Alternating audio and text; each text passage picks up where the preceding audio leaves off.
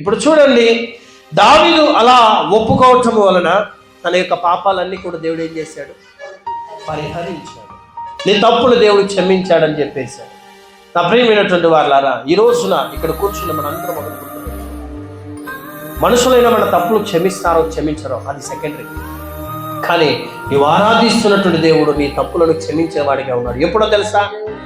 తెర ముందు ఒకలాగా, తెర వెనక ఒకలాగా, సంఘంలో ఒకలాగా, సంఘం వెనకాల ఒకలాగా కాదు, విశ్వాసుల ముందు ఒకలాగా, విశ్వాసాల వెనకాల ఒకలాగా కాదు.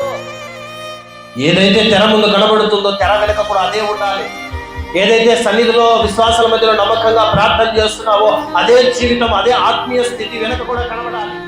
అలా ఉండి నువ్వు దేవుని దగ్గర ప్రార్థన చేసినప్పుడు నిశ్చయముగా దావీదు ప్రార్థన విన్న దేవుడు నీ ప్రార్థన నీకు జవాబివ్వడానికి ఆయన సిద్ధంగా ఉన్నాడు.